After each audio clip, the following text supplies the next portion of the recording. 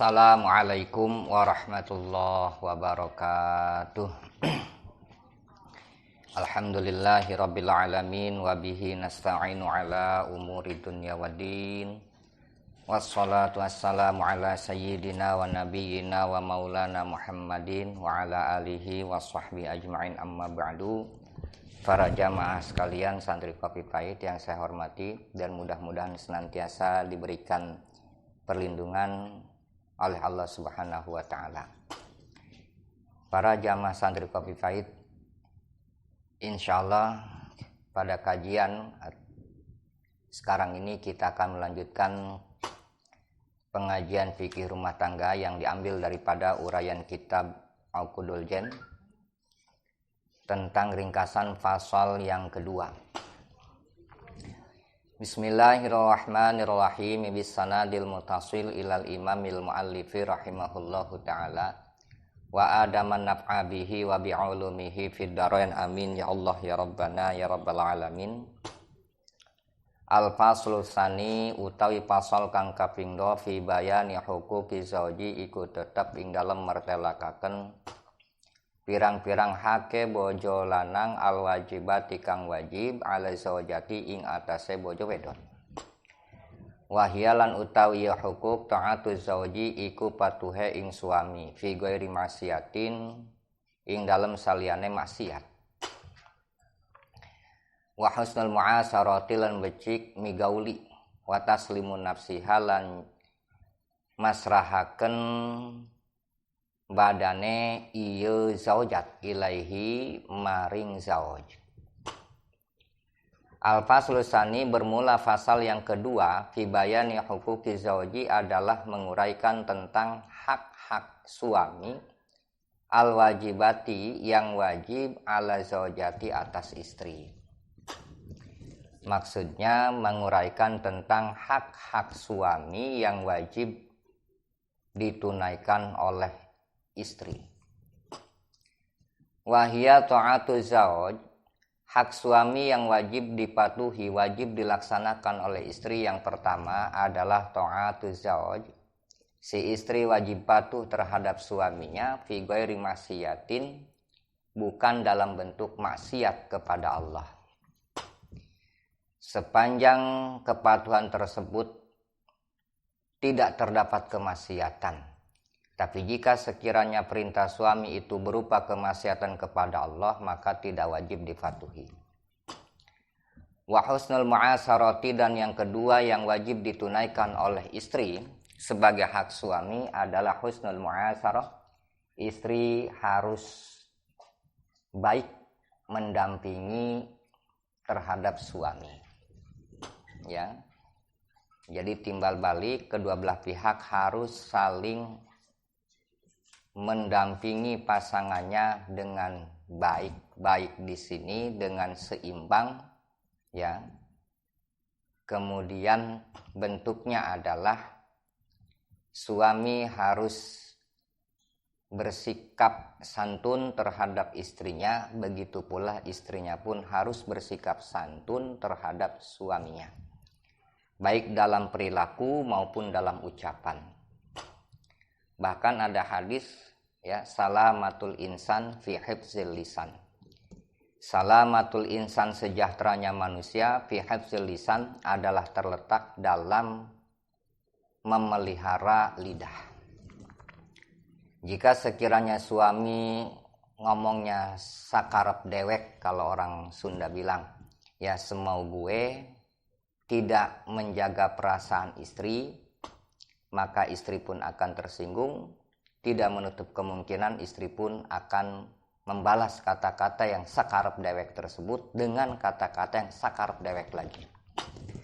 Padahal diperintahkannya harus al-ijmal fil qaul, harus memperbaiki, harus memperbagus dalam segi ucapan. Itu salah satunya.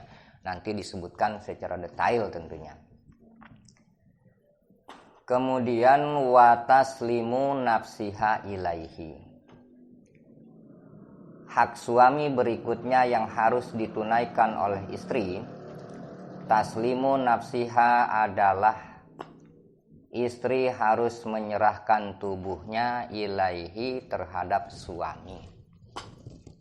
Sehingga ya ada hadis Rasulullah di mana hadis tersebut melalui daripada Sayyidina Abdullah bin Mas'ud radhiyallahu anhuma.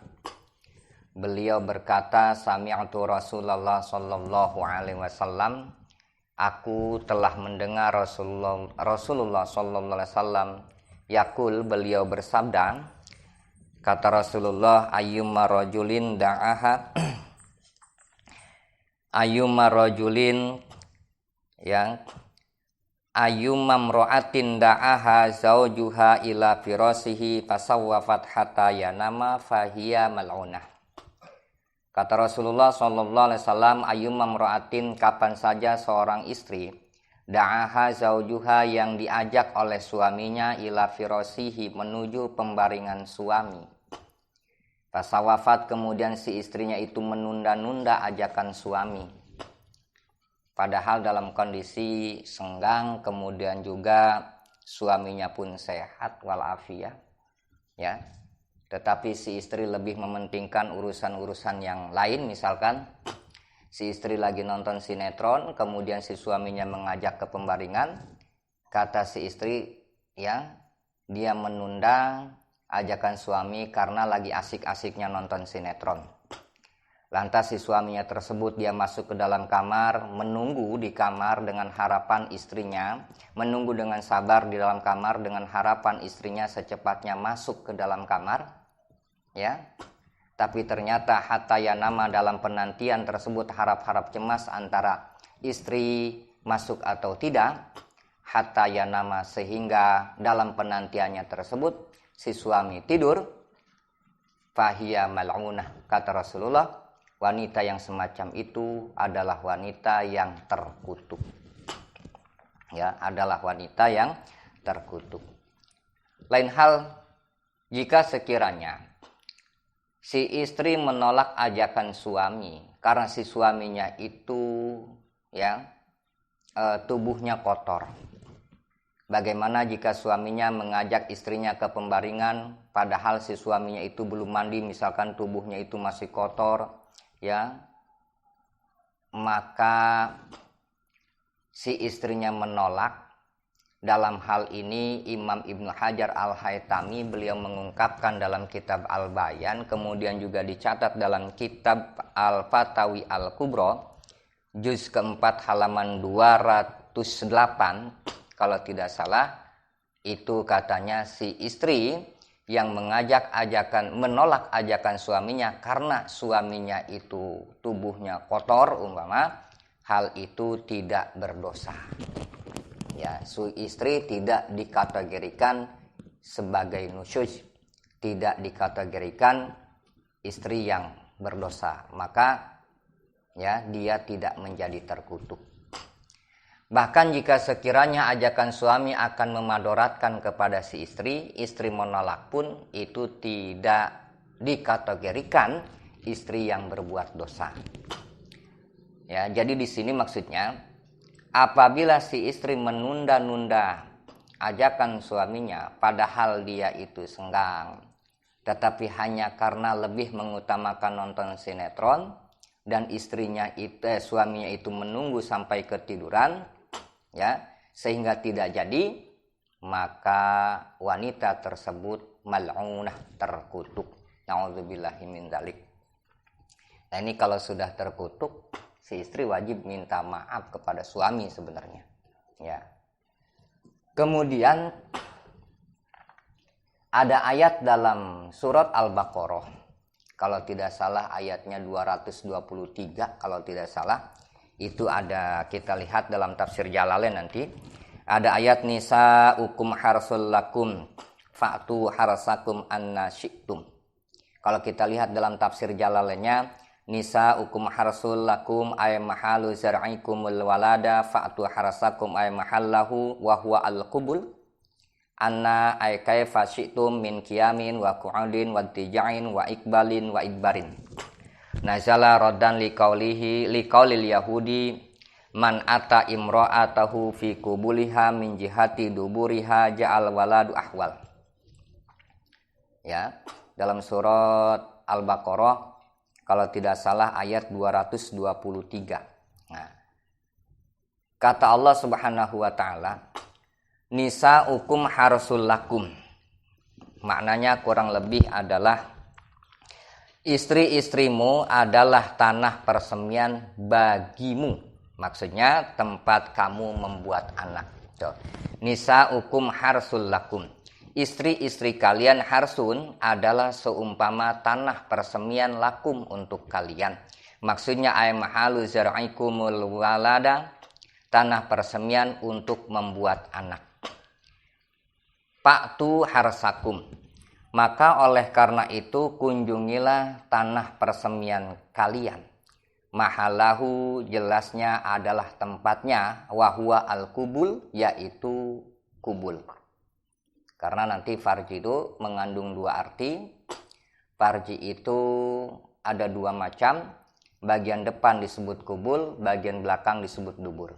Jalan untuk membuat anak ya adalah bagian kubul. Kalau dubur ya tidak boleh. Kalau dubur itu nanti sodomi, ya haram hukumnya. Kalau kubul itu yang bagian depan, yang dompet berumput, yang kadang-kadang dia kalau masih reproduksi ya, masih subur biasanya suka haid gitu. Tempat untuk membuat anak tersebut adalah al-kubul, yaitu kubul.